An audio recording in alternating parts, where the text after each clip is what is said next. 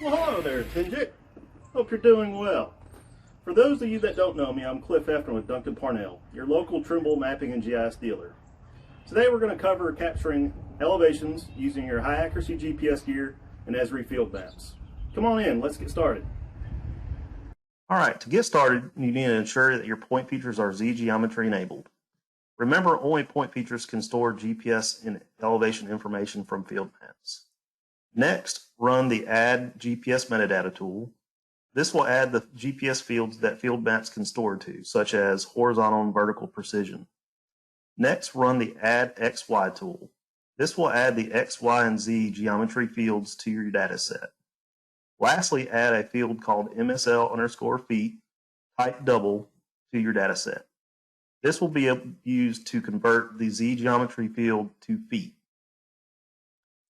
Once that's completed, publish your data to ArcGIS Line and create a map. Once your map's created, add the following arcade script to your feature pop-up. This arcade script pulls the Z geometry from the feature, converts it to feet, and then rounds to the third decimal place.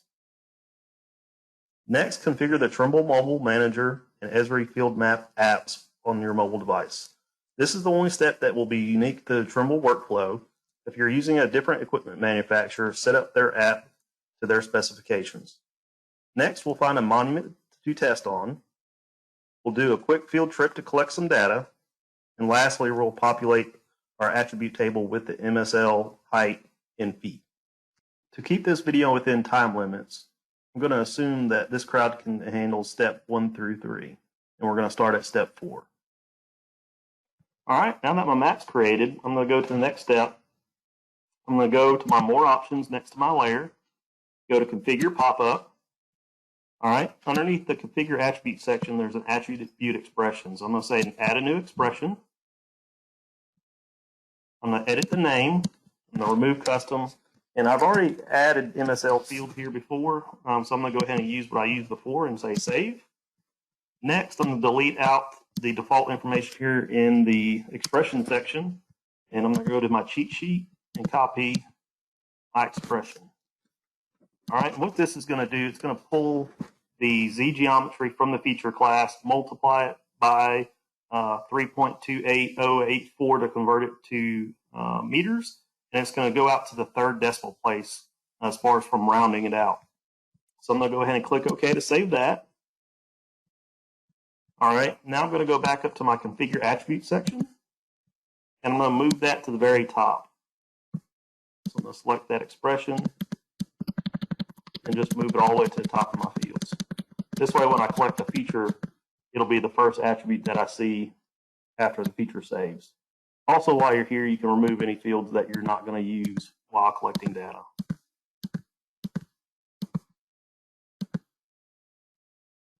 Click OK to save, and then remember to save your map.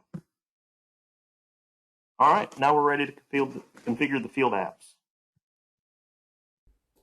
All right, now that we have our project created, now we're ready to set up Trimble Mobile Manager and the ESRI Field Apps. To do this, first I want to power on my receiver, and I want to go to my settings on my mobile device. And I want to make sure that, that my device has already been connected, or if not, I need to connect my device as a Bluetooth connection. In this particular case, you see my R2 has already been connected, so I don't need to do anything further. All right, so once I have confirmed that, the next step is I want to go to my Trimble Mobile Manager app and open that up. The first step here is I'm going to hit my hamburger menu at the top left, and I'm going to choose Position Source. If this has not already been previously set up, you're going to change the receiver, GNSS receiver type to Bluetooth receiver, and then you're going to tap on List Connected Devices, and you would see your Trimble receiver pop up in that list after that. In this case, I've already chose my Trimble receiver as the Bluetooth receiver, so it's already configured. So the next step is I need to configure my real-time correction source. So to do that, I'm going to hit my hamburger menu again and go to GNSS configuration. By default, this will be on auto. When the GNSS correction source is set to auto, your receiver will either use a SBAS correction or a Trimble RTX subscription if you have one activated on the receiver. In this particular case, I want to use a base station correction. So I'm going to tap my drop down here, and I'm going to change this to custom local. and it's going to remember whatever the last entry you had here. So in this particular case, I have Trimble Mold Manager set to use a TDOT correction. And so when you do this, the main things you're looking for here is the server URL, which is going to be the IP of your base, the port, which is going to be the port for the base. Whenever you're using TDOT, they use mount points to choose what base station you want to use throughout the state. So in this case, I'm using a network RTCM 3.0 correction, which is a VRS solution. So it uses multiple base stations around me to create a virtual station right where I'm at. One option that you have is to set the GNSS source reference frame. So if you need to define what that reference frame is, you can do that. In this particular case, I'll leave it on auto and let the software configure it. After that, it has a spot for me to put in my username and password, which, depending on the base station you're connecting to, may or may not be needed. Underneath that, there's a GNSS output. So if say for instance TDOT was not in a NAD 83 2011 coordinate, I could transform it and tell it that's what I want it to be in. But since it's already in there, I'm leaving it as same as source with no transformation. And the last part here where the geoid is, this is the important part for getting the MSL elevation in the field maps, is you can configure the Trimble Mold Manager to use the geoid 18. So what happens is it will automatically apply that geoid separation, and then it populates the Z geometry of the feature when you store the feature in field maps. All right, so once you have this set, you're ready to use Trimble Mold Manager. So I can go back to my home screen and minimize this app. Next, I need to go into field maps, and we need to configure field maps to use the R2 receiver. So I'm going to get back out to my map screen and go to my profile. And there's three settings here that I need to do in my profile. One, underneath the location section, you'll see a section for provider and profile. The provider is going to be the GPS receiver that you want field maps to use. The profile is the transformation from your GNSS correction source to the map coordinate system. So in this particular case, we'll click on provider. You'll see that I already have mine set as the R2. If I did not, I would simply say add the provider, and I would choose my receiver, and it's going to ask me to set my antenna height. So in here, you actually see I have my antenna height set incorrectly. That should be only 2 meters. So I'm going to go ahead and save that. Set it correctly. So again, those are the only settings: is choose a receiver, set your antenna height. Once you have that set, you're simply going to choose it so that it moves it up under current, and it moves integrated down to other. All right, for my profile, you'll see that I already have one set, but if I did need to set one, which you will, you're going to click on Add Profile. The very first thing it's going to ask you to do is choose a GNSS coordinate system. So I'm going to hit Search, and type in 2011, and hit and search for that. And you'll see it brings me back a list, and I know I needed to use the NAD 1983 2011, the 6318. So I'm going to choose that. Next thing it's going to ask me to do is choose the map coordinate system. So I know that is a web Mercator. So I'm just going to type in web, search. It's going to limit my results down, and I'm going to choose the WGS 1984 web Mercator auxiliary sphere, the 3857. All right, and it's going to let me know that a transformation is needed. So I'm going to hit next. Next, I'm going to zoom into the location on the map, again, where I'm going to be working. All right. And what this does is it limits down the number of transformations, and it puts them in order based on your location. So I'm going to hit next. All right, and here's the horizontal data transformations. And by default, it's going to put the one it wants you to use or thinks that you need to use at the top. So in this case, it wants me to use WGS 1984 ITRF 08 to NAD 83 2011. So I'm going to select that, hit next, and then I'm going to give it a name. So in this case, I'm going to call this TNGIC.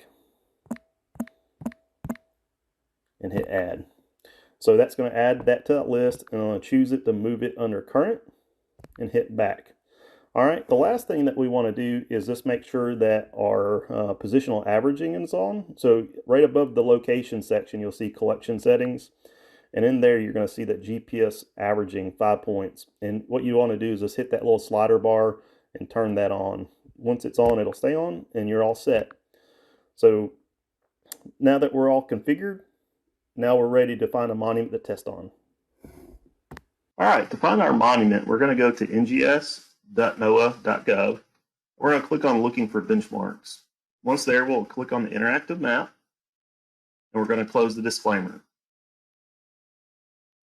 All right, next we'll enter our location in the table of contents. This will bring back all the monuments that are in a 5-mile radius of our location. After that, we'll go through and uncheck everything except for GPS sites. And this will return GPS sites that have vertical control and ones that have approximate heights.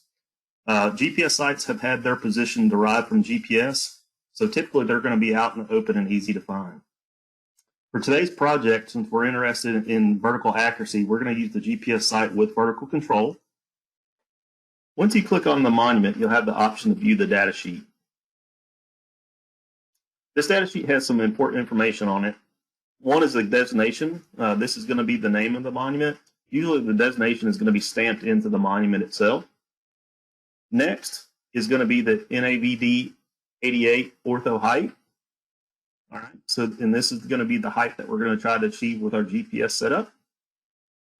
As we scroll down, you're also going to find the Tennessee State Plain coordinates in survey feet.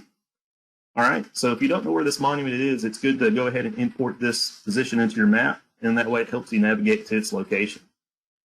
All right, we scroll down a little bit further, some more important information is the last time that the monument was reported found. So you see in this particular case, the last time this was reported found is in 2014. But if you look at any of these monuments and say they hadn't been reported found since 1960 or 70, then more than likely you're not going to find that monument. And sometimes when you look in here, you'll find the condition as not found as well. Below that, you'll also find the station description, which is going to have locations of known things like, say, railroad tracks or buildings or stuff like that. And you'll have a physical measurement from those locations. So those can be helpful as well. But typically, I always just put in the coordinates into my map and use that to navigate to it. Now that we have our monument information, now let's go out in the field and collect some data.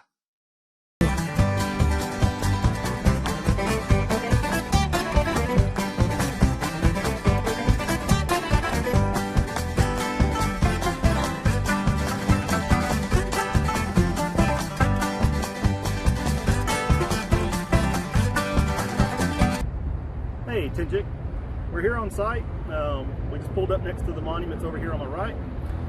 One of the things you want to do when you first get to the monument is take a look at it, and you'll see that there'll be a name stamped on it.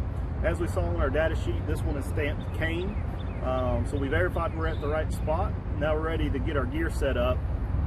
Once we do that, we're going to shoot a test point or two just to confirm our elevation settings are correct and make sure our project's set up properly. So with that being said, let's go.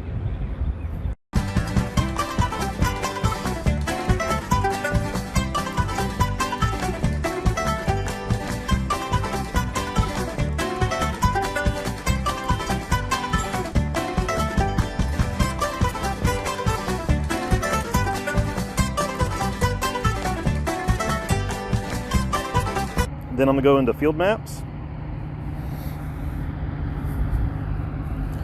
All right, and then what I'll do is go back to my map screen, and then of course I'm going to choose the project that I want to go to. In this case, it's the TNGIC elevation new.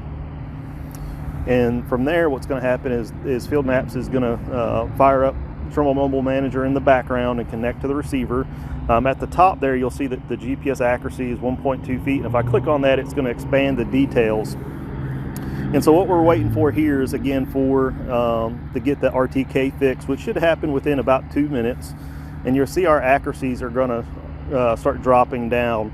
And usually, like I said, you want to wait probably another 2 minutes after you make the initial connection before you start shooting points. In this case, you see that the altitude value that's being populated. Remember, this is the mean sea level in feet elevation. But the actual altitude field in your data only gets populated with the height above ellipsoid value. So once we collect some data, we'll come back and extract it out. But if you remember from our data sheet, the altitude of this spot was 574.81, if I remember correctly, or 0.79. And you'll see that it's fluctuating between 0.7 and 0.8 because it doesn't go out to the hundredth value. So anyways, we know we're set up, we know our accuracy is good, so we're going to go ahead and shoot 2 points just so we can do the other part of this project. So I'm going to go ahead and hit the plus button, I only have the one feature, so it's automatically going into capture mode. It averaged at 7 positions. I can hit the check to save. I'm going to go ahead and shoot another one just so we have a few features to work with. So I'm going to capture again, let it average, and save. All right, so we just got back in the office and we added our feature layer from ArcGIS Align. So the very first thing we need to do is run the add XY tool to populate the Z geometry. So we're going to drag our feature over there and run it. Once this runs, the next thing we need to do is do a manual calculation to the MSL feet elevation. Right, so we're going to right click, say calculate field. We're going to say point Z times 3.28084 and say OK. All right, so you see that populated our elevation. You see the very first point we took was quite accurate. The actual elevation of that monument's 574.79. And we were at 0.78 right on top of it. The second shot that I took wasn't paying as much attention, and we were a little over 2 inches off. And one of the things you'll notice here is kind of almost a little bit like a live demo. I forgot to add the GPS metadata fields to this data set, so we can't look at the vertical accuracy. But from looking at that particular shot, obviously the vertical accuracy was a little off when I told it to capture the point. But anyways, this is how from A to Z. How you can capture elevations on point features and store that elevation as a physical attribute in your data set. With that being said, I'll take some questions.